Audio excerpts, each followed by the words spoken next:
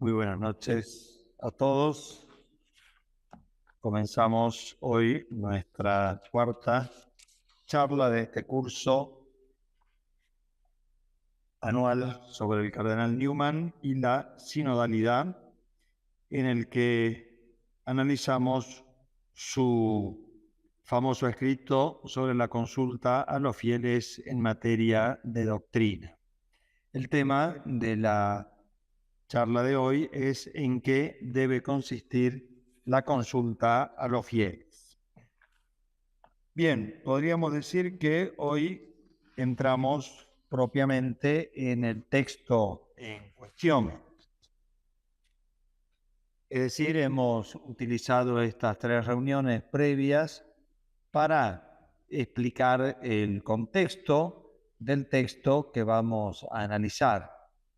Pero bueno, ya hemos explicado lo que es el contexto actual del sínodo sobre la sinodalidad. Ya hemos explicado el contexto de la vida de Newman, de la historia de Newman y cómo estaba ubicado este escrito. Espero que recuerden todas esas cosas. Y tocamos también el importantísimo tema de Newman y la tradición, porque es como el trasfondo de este escrito. Comenzamos, por lo tanto, hoy a tratar ya directamente el texto, que ustedes lo tienen en el librito donde está publicado, y aprovecho para decir a todos aquellos que quieran adquirir este libro, lo tengo a disposición después de la charla. Newman, como ya lo dijimos en el contexto de su vida, publicó este artículo en mayo de 1859 en una revista de los católicos ingleses llamada Rambler, The Rambler. En esa revista él escribe este artículo sobre la consulta a los fieles en materia de doctrina. Recuerden ustedes por la problemática que se había creado con respecto a las escuelas pobres de Inglaterra y particularmente el problema con las escuelas que estaban a cargo de la Iglesia Católica. A él le pareció que en ese momento de rispidez y casi de oposición del episcopado inglés con la corona y con la decisión drástica que quizás recuerden ustedes, explicamos que tomó el episcopado, a Newman le pareció conveniente hacer este artículo y publicarlo en esta revista, que no era una revista teológica, no era una revista doctrinal, sino que era una revista de divulgación de los católicos ingleses, si bien quería hacer algo de nivel, pero no era, por supuesto, una revista académica. Por otro lado, estamos en el año 1859 y en el año 1854, o sea, 5 años antes, se había proclamado el dogma de la Inmaculada Concepción, el dogma que proclamó el Papa Pío IX, y previo a la definición de este dogma, el Papa había hecho un llamado a todos los fieles y una consulta, fue el verbo problemático, ahora lo voy a explicar, una consulta a todos los fieles sobre esta doctrina. Bueno, Newman escribe este artículo y provocó reacción y crítica una frase del artículo que decía lo siguiente: en la preparación de una definición dogmática se consulta a los fieles como lo han sido recientemente en el caso de la Inmaculada Concepción. Como él pone allí, se consulta a los fieles, el tema del artículo y el tema del problema, le criticaron el uso de ese verbo. Le criticaron varias cosas. En primer lugar, le criticaron si él con el verbo consultar estaba estableciendo un principio que por otro lado es ajeno a la tradición católica y a la historia. Es decir, si Newman está estableciendo un principio, llamémosle nosotros democrático, con el cual nosotros, o mejor dicho, la Iglesia tiene que saber qué es lo que opinan los fieles sobre un dogma, por ejemplo, podría ser también otra cosa, una decisión disciplinar, y que entonces la decisión de la Iglesia iba a ser el resultado de la opinión de los fieles. Por eso digo, como el establecimiento de un principio democrático en el cual la suma de las opiniones individuales hacen a la decisión que después la Iglesia tiene que tomar. Diríamos que ese fue el problema más grande que se planteó. Junto a eso, sí era necesario que en los prolegómenos, en los preliminares de una definición dogmática, se estableciera una llamada a los fieles.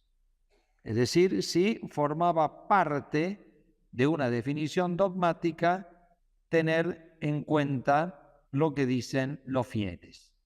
Y por último, en lo que más problema se hizo, fue esto del verbo, el uso del verbo consultar. Bien, a Newman como buen intelectual no le asombró la crítica y por eso en el número siguiente de la revista él publicó una aclaración y con motivo de aclarar el uso del verbo consultar lo desarrolló mucho más a este tema de la consulta. Digo que a él no le llamó la atención eso porque recordemos que él era un hombre intelectual y además un hombre universitario, o sea, con una larga trayectoria y experiencia universitaria, y él sabía que es propio de las universidades, incluso en el campo teológico, hacer una publicación, recibir críticas, presentar otra publicación, aclarar un punto de vista, quizás sea cuestionado por otro profesor de la universidad con el cual se puede hacer una reunión, quizás un debate, en fin, lo que es la vida intelectual y la vida universitaria. Newman pensó que estaba en ese nivel, no lo estaba, o sea, él estaba en ese nivel, pero los otros no, y fue justamente el motivo del problema. Entonces, él había recibido estas críticas, él había recibido estas preguntas y le pareció lo más correcto contestarlas. Entonces, en el artículo él dice, principalmente se me pregunta o se me critica si en los prolegómenos preliminares de una definición dogmática era necesaria esa llamada a los fieles y, en segundo lugar, si era necesario utilizar el verbo consultar. Y principalmente él contestó a esta segunda pregunta, ya que a la primera pregunta la dejó para después, que es la que trataremos nosotros, si Dios quiere, en la próxima charla. Y él dice, si nosotros utilizamos el verbo consultar en un sentido teológico, en un sentido preciso, en un sentido, llamémosle, escolástico, tal como se lo utiliza en la lengua latina, porque no nos olvidemos que en la época de Newman todas las cuestiones estrictamente doctrinales y estrictamente teológicas se escribían en latín y se trataban en latín. Entonces Newman dice, si la crítica va por el lado de que yo no utilicé el verbo consultar en un sentido escolástico, estricto, teológico, latino, acepto, dice Newman, la crítica, pero yo no lo utilicé en ese sentido. Yo lo he utilizado en el sentido que nosotros lo utilizamos vulgarmente. Y ahí Newman dice lo siguiente, en el sentido vulgar de la lengua inglesa, consultar significa informarse sobre una cuestión de hecho. No es pedir una opinión, no es pedir un parecer, no es pedir un punto de vista, sino informarse, justamente el que pregunta, el que consulta, quiere informarse sobre una cuestión de hecho. Newman dice, el punto que constituye de hecho la creencia de una determinada persona o de un grupo, escudriñando ese hecho, que sería acá obviamente la fe, como testimonio de la tradición apostólica. Entonces, Newman lo utilizó no en lo que diríamos nosotros en un sentido democrático, sino en un sentido sobrenatural. Porque en cuestiones de fe no se puede pedir una opinión.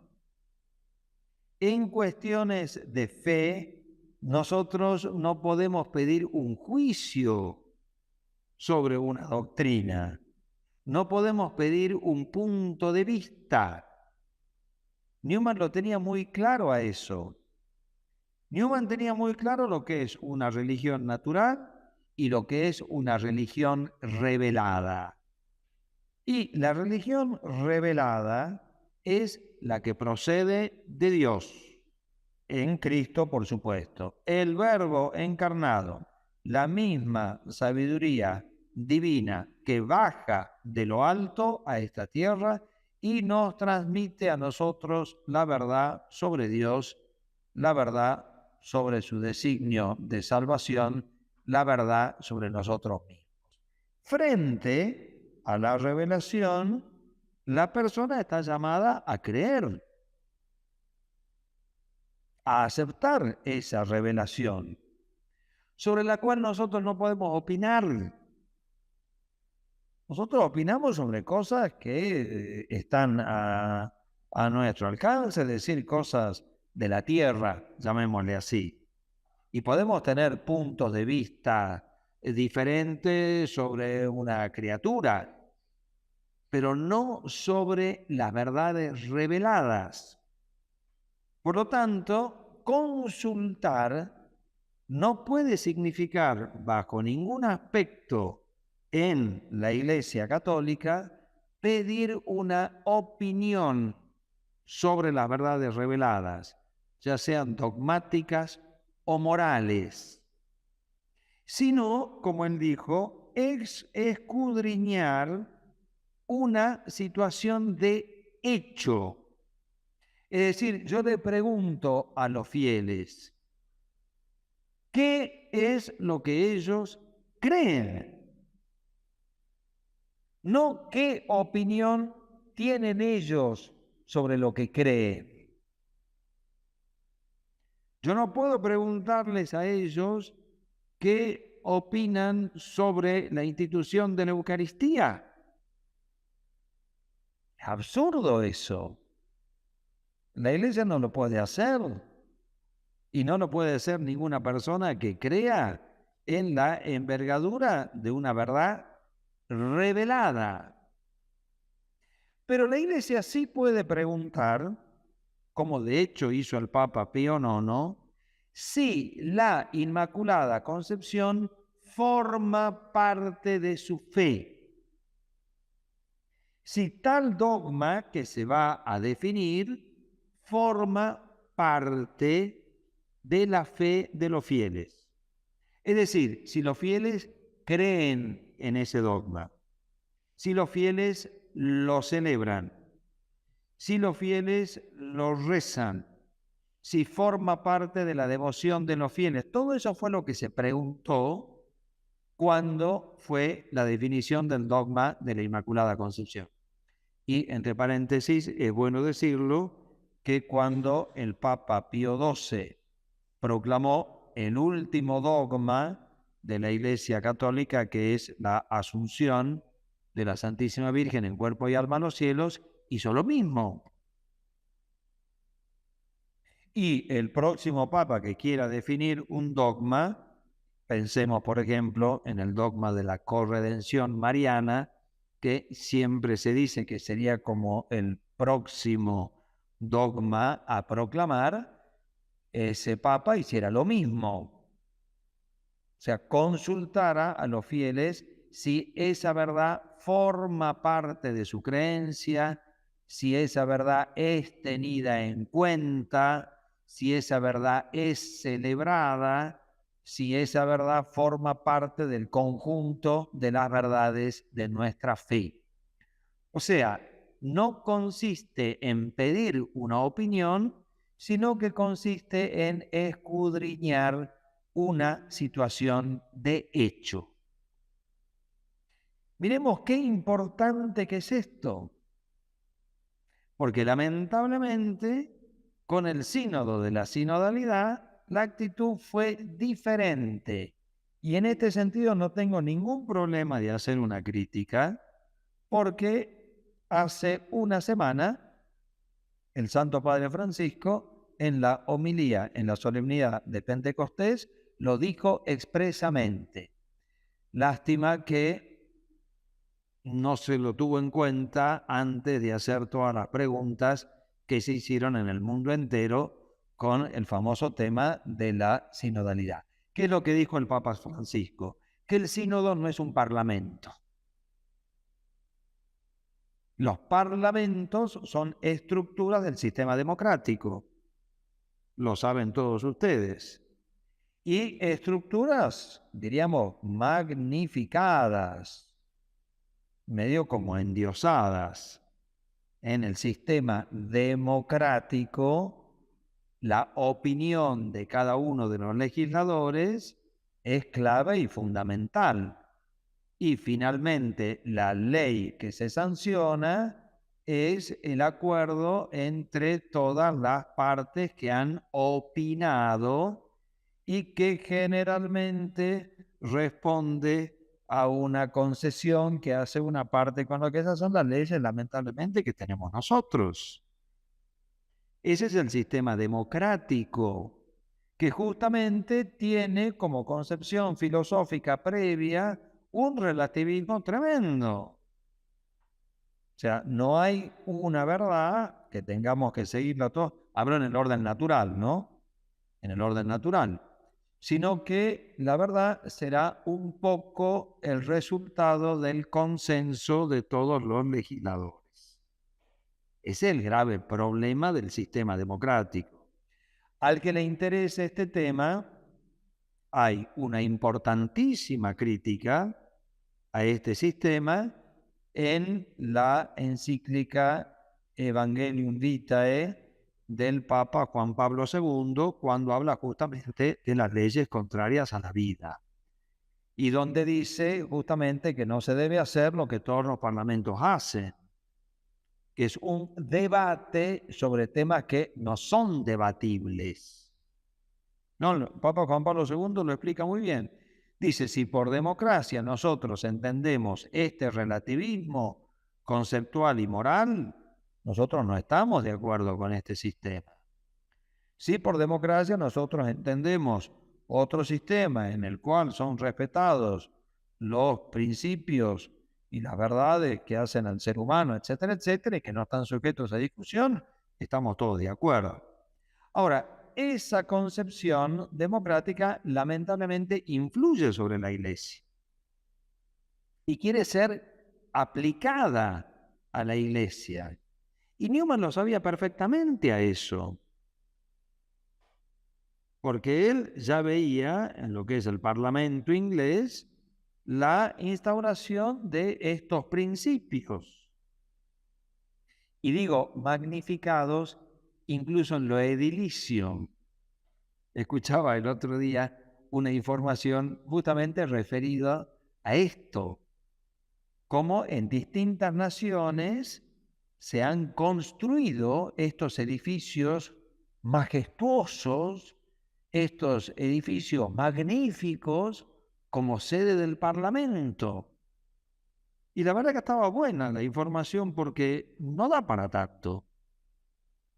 Y hablaba, por ejemplo, del Parlamento de Budapest, un edificio impresionante, y decía, solo superado por el Parlamento argentino. También nosotros tenemos semejante edificio, magnificado. El edificio quiere poner de manifiesto este nuevo principio, es decir, un monumento al relativismo, diríamos nosotros. Un monumento al relativismo. Y ahí estamos. Newman lo sabía perfectamente a eso. Él no quiso propugnar la intromisión de este principio democrático dentro de la Iglesia, bajo ningún aspecto. Él no estaba propugnando una renovación de los principios eclesiales o un cambio en el derecho público de la Iglesia, como lo dijeron algunos. No, no, no, no. Él estaba diciendo, hay que tener en cuenta a los fieles. Hay que tenerlos en cuenta. Es necesario saber qué es lo que creen. Son la mayoría de los católicos. La mayoría de los católicos son fieles. Los clérigos son pocos, los religiosos también.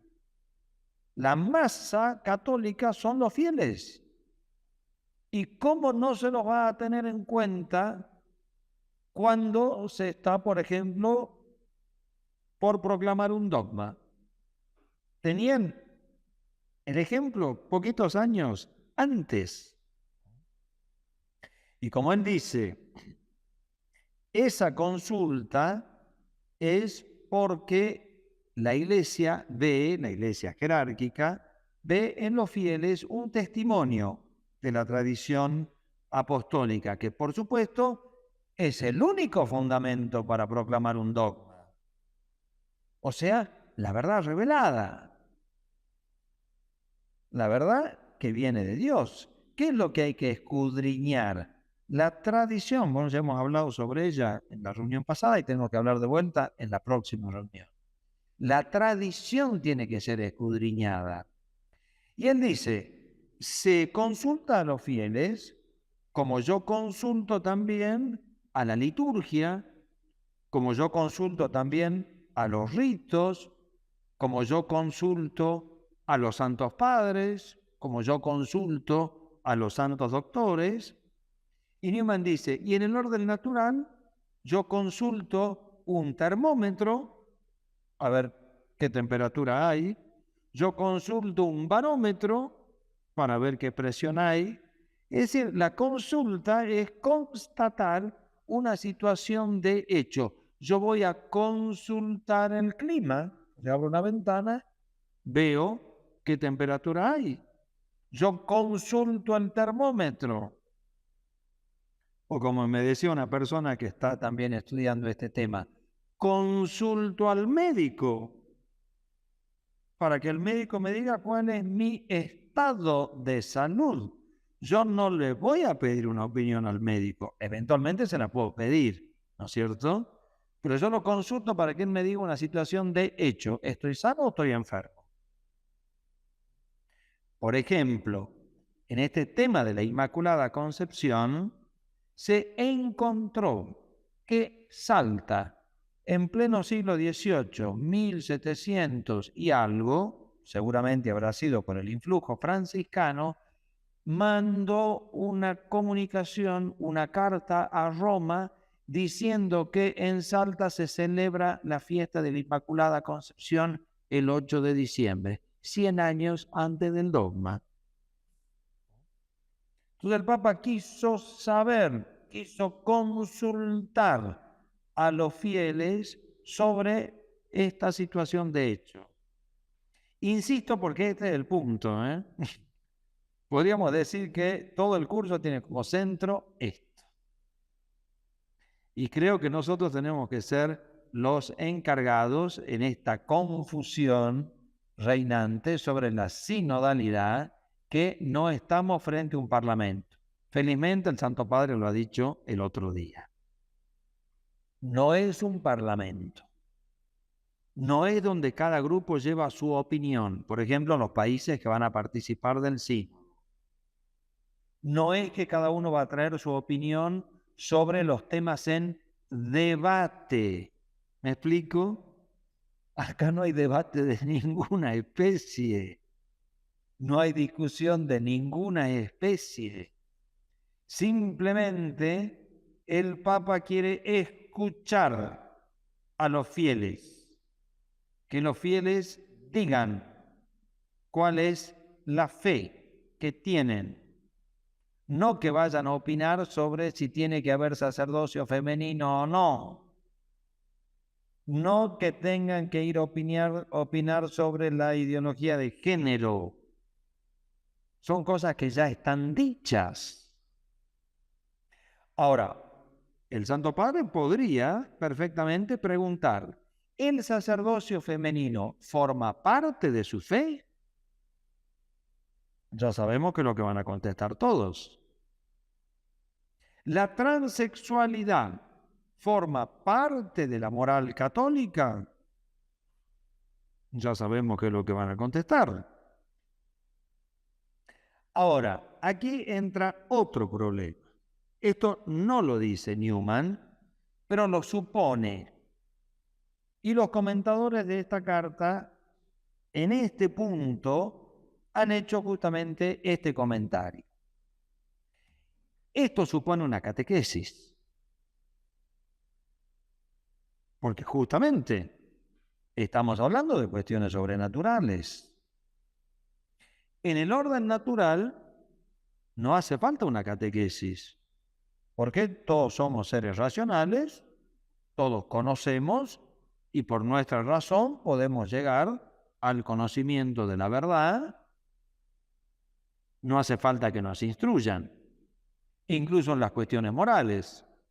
Recordemos el curso del año pasado sobre el tema de la conciencia, en donde Newman dice que es infalible, un vicario de Cristo, las cosas naturales.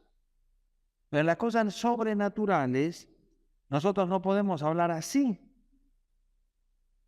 porque es una verdad que ha venido de lo alto y hay que aprenderla. Hay que aprenderla. Si los fieles no son catequizados, no pueden tampoco ser consultados. Si los fieles no tienen idea de cuáles son las verdades de nuestra fe, tampoco pueden ser consultados. Si los fieles no han recibido la instrucción católica que hay que recibir, no son ellos un testimonio de la tradición, ni ellos ni nadie.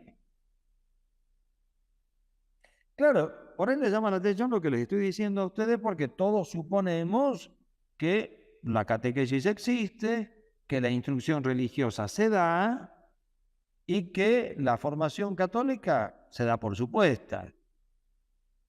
Vamos a ver que los ejemplos que pone Newman, que los vamos a estudiar, son ejemplos en los cuales la formación católica era sólida. Pero hoy nosotros nos encontramos incluso con esta problemática. La fe nos enseña, o se enseña muy poco, o muy defectuosamente.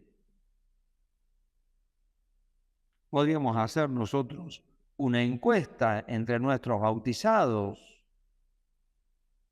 Algunos yo creo que serían incapaces de recitar el credo. Las generaciones jóvenes, yo no sé si son capaces de recitar el credo. Uno decía, bueno, pero era lo primero que se nos enseñaba en la primera comunión. Era. Me decía una señora ayer que su hijita iba a hacer la primera confesión. Catequesis, formación católica, todo, ¿no? Entonces le pareció bien a ella porque es una mujer que fue catequista durante muchísimos años, le pareció bien sentarse con su hija para preparar la confesión. Y la chiquita no sabía nada. Le dijo, a ver, repasemos, ¿cuáles son las condiciones para hacer una buena confesión? La chiquita lo miró como diciendo, ¿qué? La madre casi se infarta. Entonces me dijo, eso me pasó con mi primera hija, con la segunda ya no, porque tomé yo a mi cargo la instrucción religiosa de ella. Bien, una madre, digamos, católica que sabe lo que es dar la formación católica. Pero cuando la formación católica no se da, tampoco se puede ir a escudriñar. O sea, esto que dice Newman presupone la formación católica. Y los ejemplos que vamos a ver, si Dios quiere, en lo que nos queda del curso, que Newman da, que es lo que ilustra justamente esto que le está diciendo, son ejemplos en los cuales la formación católica era sólida. O sea, hoy también, si se hace la consulta correctamente, como se tiene que hacer, que es escudriñar una situación de hecho, también nosotros nos encontramos con este problema. Y si ustedes quieren hacer la prueba, háganlo. Pregunten a sus hijos, pregunten a sus conocidos, pregunten a sus amigos, pregúntense a sí mismos, ¿en qué creo? ¿En qué consiste mi fe? Porque lamentablemente, como esto ha entrado en la iglesia, Newman vuelve a repetir, no lo dice directamente porque creía que no iba a suceder, pero sucedió. También hay muchos que dicen, esta es la fe católica y no es. Hay un famoso libro del famoso teólogo que si uno pregunta, todos van a decir que un teólogo que era, pues ya está muerto, que era un teólogo católico, y se llama justamente así, lo que yo creo, como yo creo. Si ustedes tienen algo de sentido de la fe de los fieles, que es lo que está hablando acá Newman, y tienen el sentido de lo católico, se van a dar cuenta que eso no es la fe católica. Pero si uno no tiene esa capacidad, quizás lo que dice ese texto podría ser para mí lo que es la religión católica. O sea, estamos hablando de cosas sobrenaturales y por lo tanto la instrucción es necesaria, más que necesaria, es importantísima. Si no, la persona no puede dar testimonio de lo que cree. O sea, incluso utilizando bien el verbo consultar, presupone esta instrucción, presupone esa formación. Bueno, en realidad este es el punto importante y creo que ha quedado claro, ¿no es cierto? Pero hay dos cositas más, las digo así rápidamente, porque el punto es este, quiero insistir de vuelta. Fíjense todo lo que se esconde detrás de esta afirmación de Newman. Consultar a los fieles en cuestiones de doctrina significa escudriñar una situación de hecho, es decir, ¿cuál es su fe? ¿En qué cree? Eso es un testimonio de la tradición apostólica, en lo que se tiene que fundar cualquier definición dogmática, etcétera, etcétera. Y nosotros le sumamos, y eso implica una formación. Eso implica una instrucción. Eso significa una catequesis católica para que alguien sea capaz de contestar en qué consiste su fe. Bueno, pero ahora quiero hacer alusión a otro tema, lo digo así rápidamente. Newman, con esa sensibilidad y podríamos decir un poco con esa ironía que tenía, se queja de que su crítico le haga una crítica tan cruel, podríamos decir. Newman dice, no estoy hablando en términos teológicos, estoy hablando en términos coloquiales. Estoy utilizando el verbo consultar tal como lo utilizamos todos los ingleses en la lengua vulgar. ¿Por qué mi crítico es tan cruel diciéndome que en teología se usa ese verbo en otro sentido, que si vamos al significado latino, el significado es otro, que en teología consultar significa imponer el principio democrático, etcétera, etcétera? Newman, como si Newman dijera, ¿no? Como si Newman dijera, por favor, se entiende lo que estoy diciendo. ¿Por qué agarran una lupa como para ver la coma de lo que yo he escrito? Como diciendo, un poco de bondad, un poco de caridad. ¿Ustedes creen que yo voy a estar trastornando los principios de la teología católica y del magisterio de la Iglesia? Newman dice, no, bajo ningún aspecto yo haría una cosa así. En una revista teológica está bien, podría haber sido válida la crítica, pero en una revista de divulgación religiosa se entiende por qué yo he utilizado ese verbo y se entiende qué es lo que yo quiero decir. Newman ni se imaginaba lo que se venía con esto. Yo se los he explicado en la otra charla.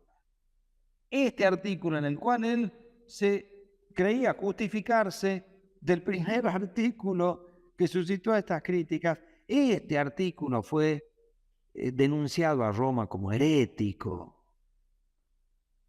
Newman, que acababa de convertirse, que daba pruebas de catolicismo sobradas, no solamente le criticaron el primer artículo, sino que el segundo artículo fue denunciado a Roma por una palabra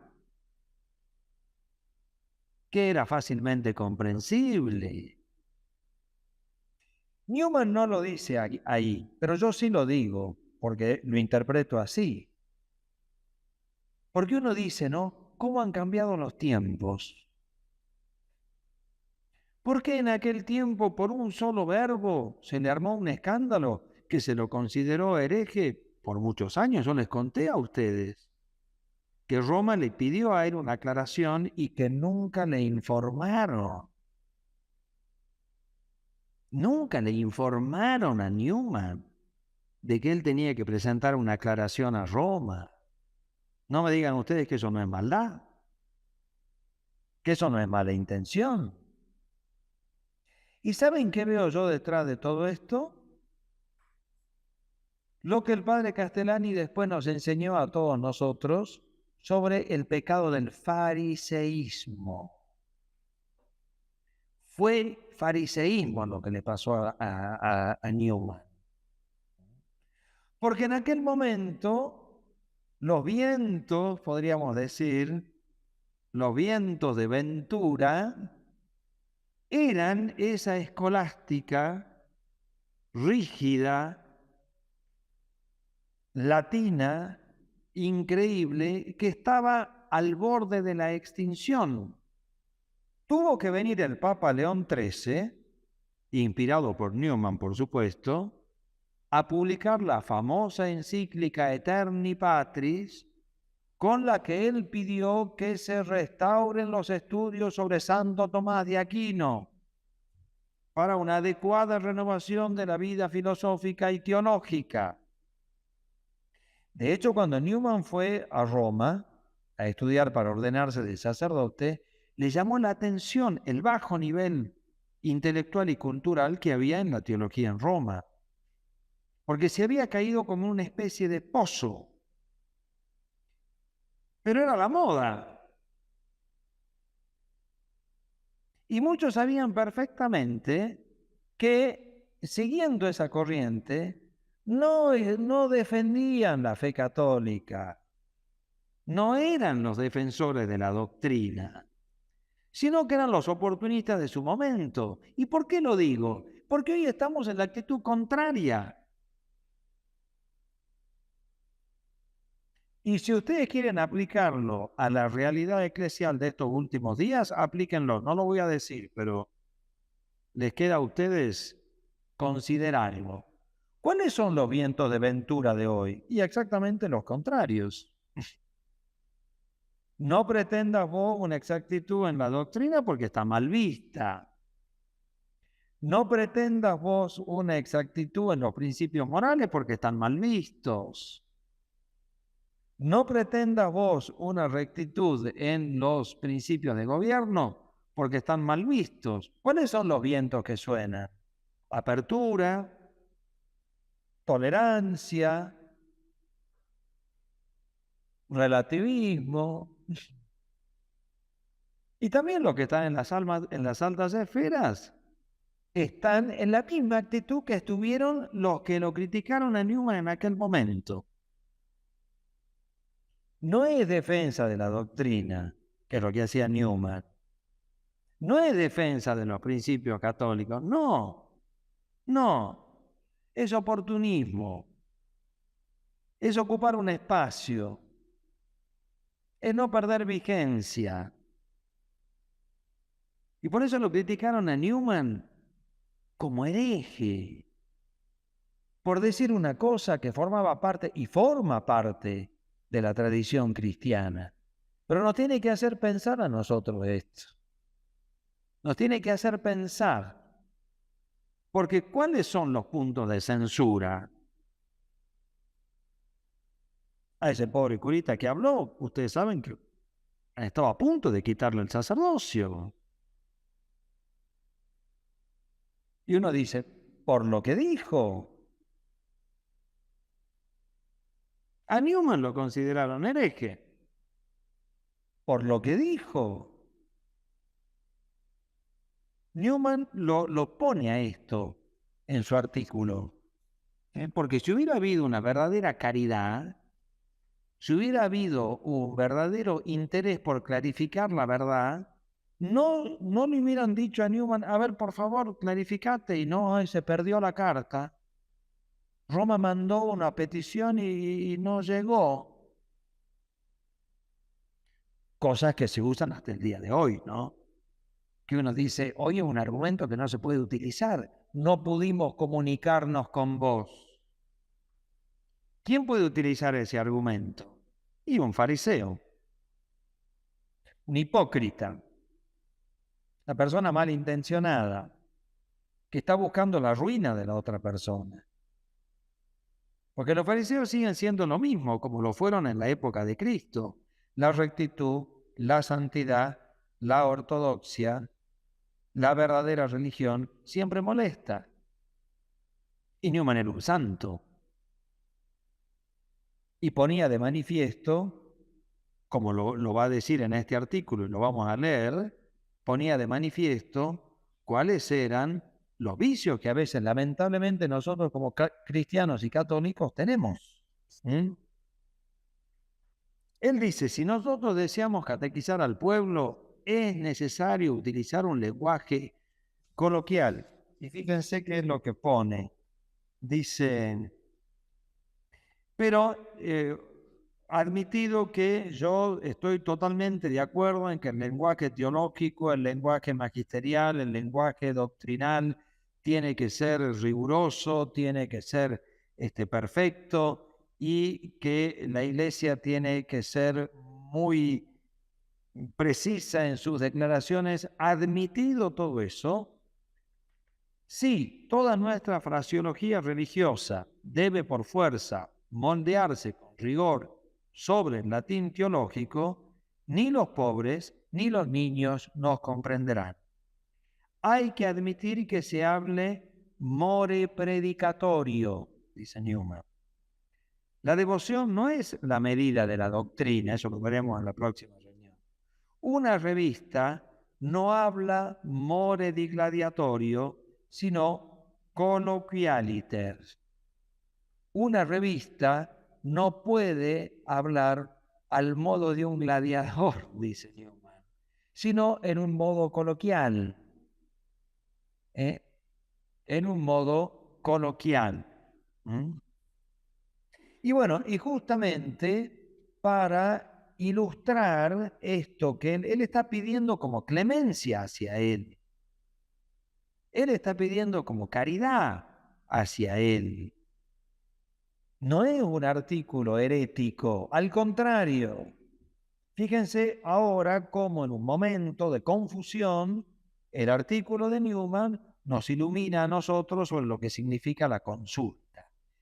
Y como él era un gran historiador, conocía muy bien las anécdotas de la historia de la Iglesia. Justo para defenderse ante esta crítica, pone un ejemplo de un padre de la Iglesia, San Dionisio el Grande, obispo de Alejandría, que en el periodo anterior al concilio de Nicea se lo acusó de heterodoxia. Se lo acusó ante la Santa Sede de negar la divinidad de nuestro Señor Jesucristo.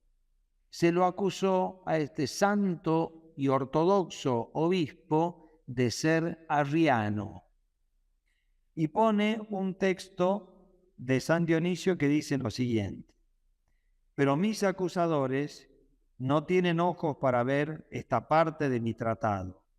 Eligen dos palabras sueltas del contexto y comienzan a lanzármelos como guijarros con una onda. Como guijarros con una onda.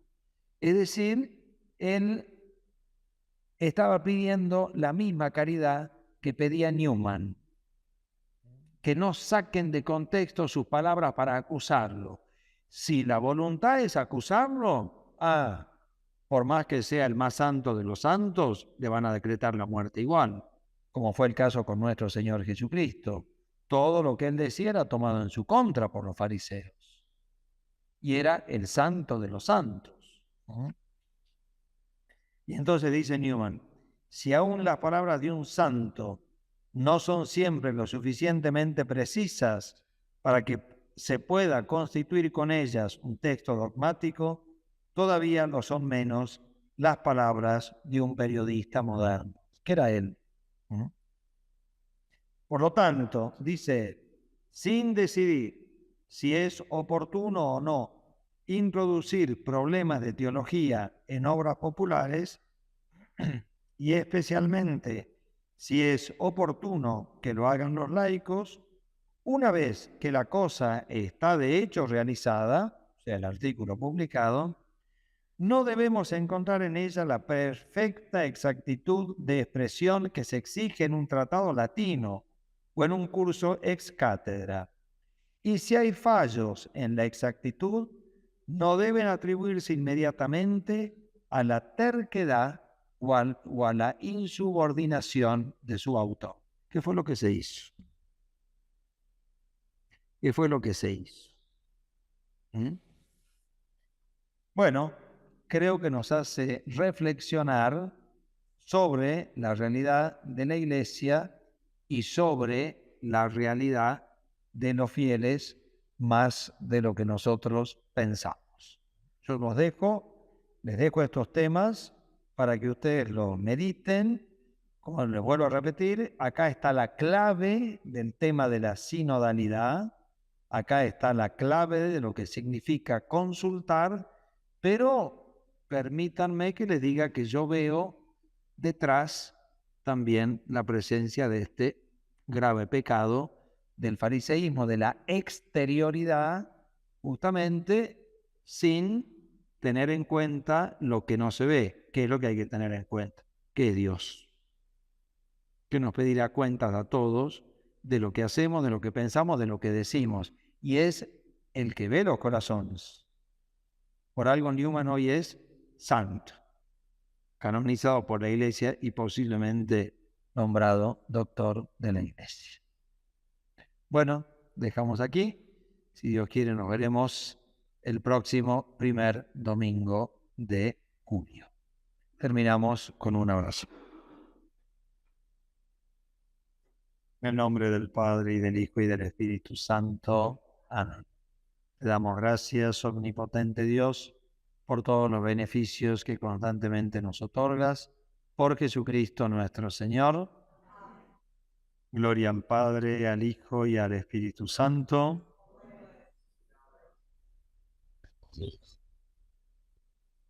Ave María Purísima. San José, San Felipe Neri, Santo Cardenal Newman,